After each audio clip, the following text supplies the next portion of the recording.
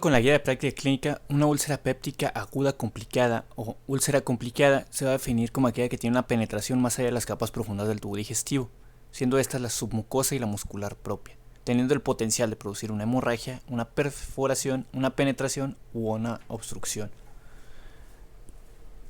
Los factores de riesgo para presentar una perforación secundaria a una úlcera péptica aguda complicada son 7 y se pueden resumir en una mnemotecnia, gato o cat en inglés. Siendo 3 Cs, 3 As y una T.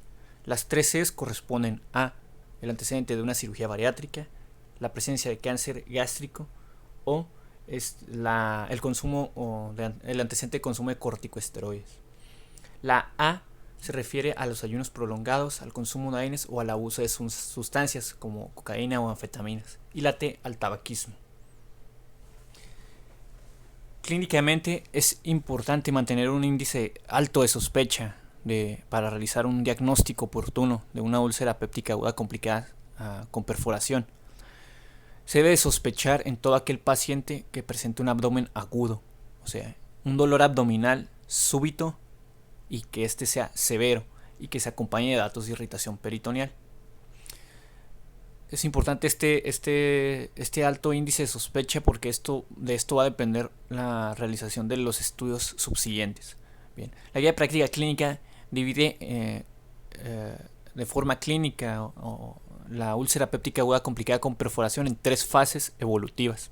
La primera fase abarca las primeras 2 horas de evolución, la segunda va de las 2 a las 12 horas y la tercera a partir de las 12 horas en adelante.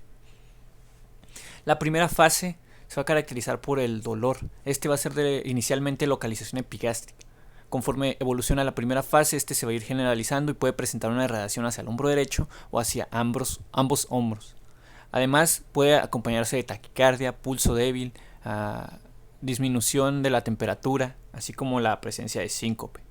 En la segunda fase, que va de las 2 a las 12 horas, el dolor abdominal va a ir en decremento, por lo que se puede confundir o malinterpretar como que el paciente presenta mejoría.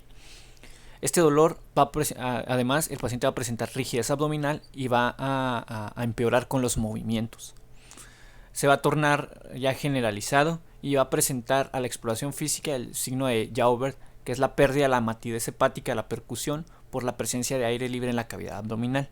Además, en la exploración también el tacto rectal va a ser doloroso. La tercera fase, que inicia a partir de las 12 horas, en esta ya va a haber una distensión evidente. Va a presentar fiebre e hipovolemia por un secuestro de líquido a tercer espacio.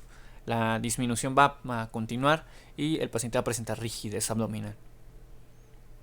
En los laboratorios son 3 hallazgos principales. Va a haber leucocitosis, puede haber acidosis metabólica o una elevación de la amilasa. Bien, es importante mantener un índice alto de sospecha. Nosotros ante un paciente simplemente con un abdomen agudo que tenga un inicio súbito, un dolor de inicio súbito que sea severo y que se acompañe de irritación peritoneal, y si no presenta nada específico o tiene localización epigástrica, nosotros debemos de mínimo solicitar una radiografía de tórax. Esta nos va a evidenciar la presencia de aire libre subdiafragmático. Es importante hacer énfasis en que no hay que confiarnos. Hay ocasiones en las que podemos tener un dolor de localización epigástrica con irradiación hacia los hombros y puede ser mal interpretado, confundido con un cólico biliar, o que el dolor tenga una localización epigástrica, posteriormente se generalice o migre hacia el cuadrante, hacia el flanco, a la fosa ilíaca derechas, y confundirlo como una apendicitis, como la cronología de Murphy.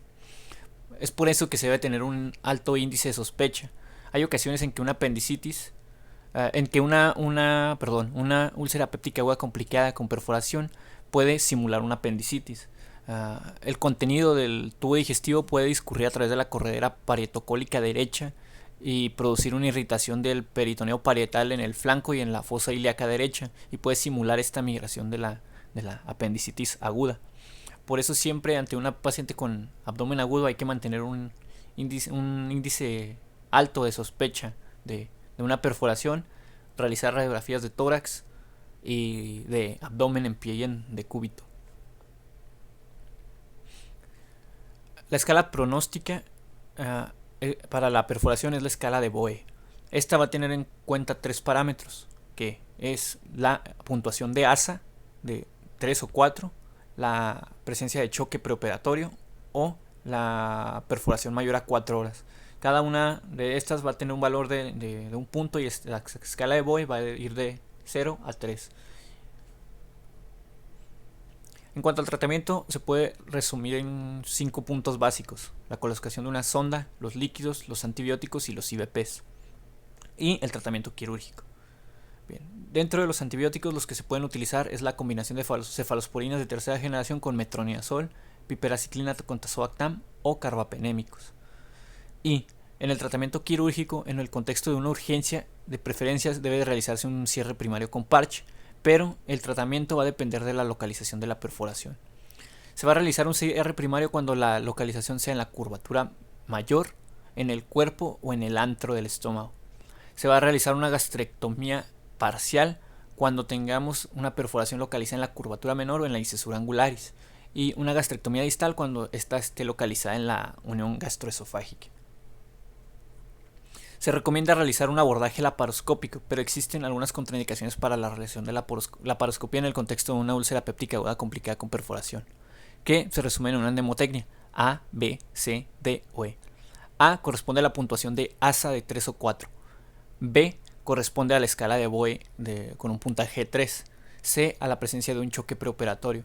D a la duración mayor de 24 horas de la perforación. Y E a la edad y a la experiencia. Una edad mayor a 70 años y que el cirujano tenga experiencia con el laparoscopio.